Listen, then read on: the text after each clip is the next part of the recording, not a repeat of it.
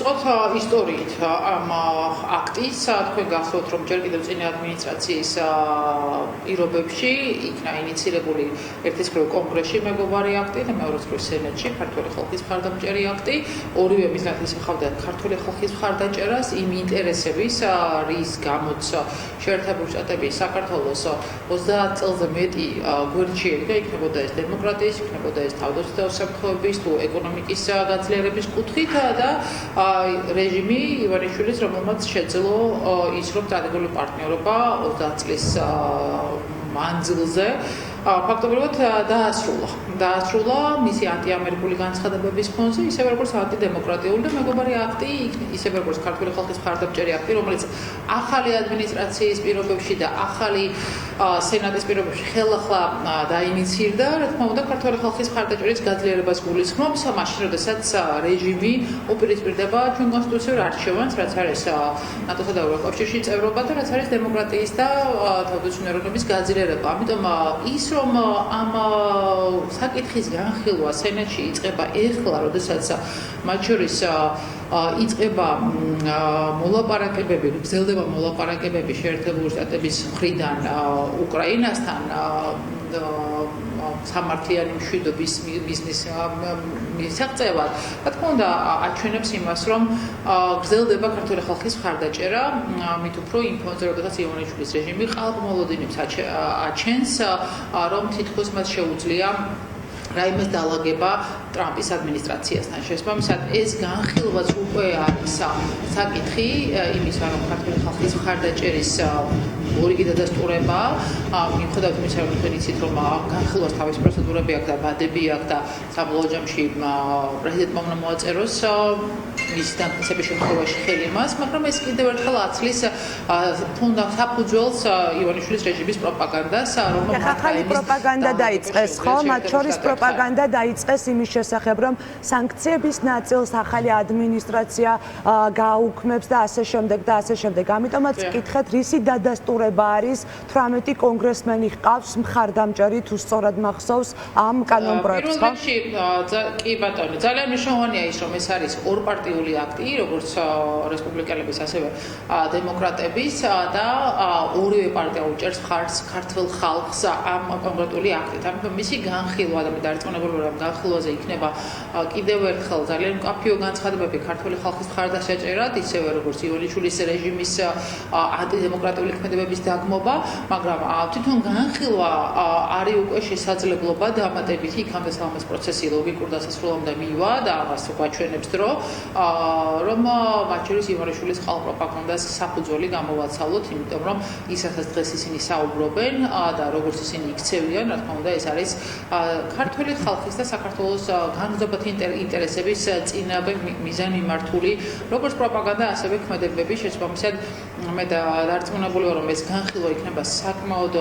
მკაცრი და საკმაოდ მკაფიო და მხარდამჭერი ქართული ხალხის, ისევე როგორც ჩვენი კონსტიტუციური არჩევანის და ცივილიზაციური არჩევანის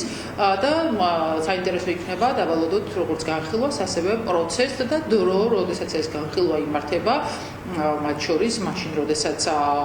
პრინციპში მთავარი საკითხები არის მოსაგვარებელი განსაკუთრებით რუსეთის მხრიდან უკრაინის წინააღმდეგ აგრესიის დასრულება, ეს კიდევ ერთხელ აჩვენებს იმას, რომ ინტერესის ფოკუსში საქართველო რჩება, მიუხედავად ცდილობისა ივანიშვილის მხრიდან, რომ საქართველო სრულიად გააექრო საერთაშორისო დისკურსი. ქალბატონო, მინდა რომ მოვასწრო რამდენიმე წუთი დაგვრჩა. ინტერესის ფოკუსში, რომ საქართველო დასავლეთის მხრიდან რჩება, ამის დადასტურება საფრანგეთის ევროპის საქმეთა მინისტრის განცხადებაც არის, რომელიც ამბობს, რომ კრიზისიდან გამოსვლის ახალ არჩევნებშია, თუმცა ახალი პროპაგანდა წამოიწყო ქართულმა ოცნებამ და ეს ეხება უკვე თვითმმართველობის არჩევნებს, სადაც დაიწყო ერთგვარი დამუნათება ოპოზიციის, რომ ის აუცილებლად ჩაერთვება ყაველაშვილის დანიშნულ არჩევნებში. თქვენი პარტიის პოზიცია როგორია? თვითმმართველობის არჩევნებში ოპოზიცია უნდა იყოს თუ არა წარმოდგენილი და ზოგადად პროცესები ეხლა რაც მიმდინარეობს, გაიწელება თუ არა სწორედ თვითმმართველობის არჩევნებამდე? ივანიშვილის რეჟიმის ამოცანა არის, რომ საბოლოო ჯამში გააქროს ის მოლოდინი და დღის წესრიგი ზოგადად ახალ საპარლამენტო არჩევნებთან დაკავშირებით, მათ შორის გააქროს ის მწვავე პრობლემები, რომელიც მმართველობის 100 დღის შემდგომ ქართულ ხალხს კიდევ უფრო მეტად აქვს სახეზე, იქნება ის პროტესტი, რომელიც არის ჭიათურ მანგანუმის მუშებთან დაკავშირებით, ისევე როგორც ფეროსი, მათ შორის ის ძიმე სიდუხჭირე და კრიზისების პრევენციის შეუძლებლობა, რაც გურიაში ჩვენ ვნახეთ და დასავლეთ საქართველოში თითოეულობის დროს, მათ შორის უამრავი სხვა გამოწვევა, რომელიც შეექმნა ქართულ ხალხს 100 დღის ივანიშვილის რეჟიმის მმართველობის პერიოდში და ამიტომ მათ ახლა შემოუაგდეს პროპაგანდისტულად თემა და 5 დღეა სახელმწიფო არქის ჟურნალისტები სწორედ ამ კითხვას სვამენ, რომ აბა ახლა ოქტომბრის თვითმმართველობის არჩევნებში რასაკვირველად მაშინ როდესაც 100 დღის მანძილზე პროტესტის 100 დღის მანძილზე ხალხი ითხოვს ახალ არჩევნებს, პოლიტიკური პატიმრების გათავისუფლებას და მაშინ როდესაც ჩვენი მეგობრებიც, მათ შორის საფრანგეთი, რომლის პრეზიდენტს ჰქონდა პირდაპირ იზარი ივანიშვილთან და არა თვითმმართველი ირაკლი ყობახიძესთან კრიზისის გამოსავლის ძიების მიზნით, რომ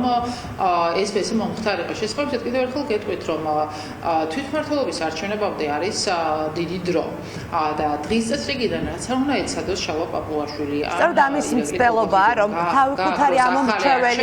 ამომრჩეველი დაარწმუნოს, რომ არაფერსაც არ შეცვლის და რომ ოქტომბრამდეც ხელისუფლებაში იქნება. ეს არის, რომ ეხა ის, როდესაც პროპაგანდისტი პაპუაშვილი გამოვიდა და თქვა, რომ აგერ ყაბელაშვილის დანიშნული არჩევნები იქნება და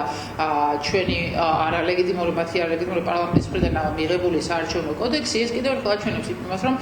კიდევ უფრო მეტი ძალის დემონსტრირება სურდა აი პროპაგანდის ხაზით მთავარი მოთხოვნის გაქრობა დღის წესრიგიდან, დღევანდელი დღის წესრიგიდან, რასაც ქვია ახალი არჩევნები და ეს არის მათი პროპაგანდა, მათი ტაქტიკა. მე არ ვფიქრობ, რომ ეს იყოს ჩვენი ინტერესი, რომ ეხლა მათ პროპაგანდაში შევყოთ, იმიტომ რომ მთავარი საკითხი კიდევ ერთხელ ვიმეორებ, ეს არ არის მხოლოდ პარტია გახარია საქართველოსთვის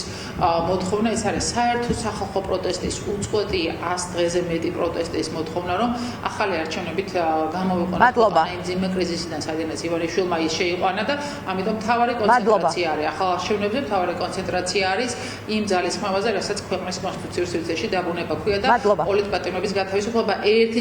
წინადებით ასევე სოლიდარობა მინდა სტუდენტებს დაუფიქსირო იმ სტუდენტებს, რომელსაც ივანიშვილის რეჟიმი გაუგონრად მოიქცა არა მხოლოდ ჯარიმის კუთხით, არამედ სტუდენტის სტატუსის შეჩერების კუთხით და ეს კიდევ ერთხელ აჩვენებს იმას, რომ ისინი ყველაფერს გააკეთებენ, მაგრამ ჩვენს ყველაფერი უნდა გავაკეთოთ, რომ არ გავაყვანოთ ივანიშვილს ეს ყველაფერი. მადლობა თეონა კუბარდიას უსმენდით პირდაპირ ეთერში.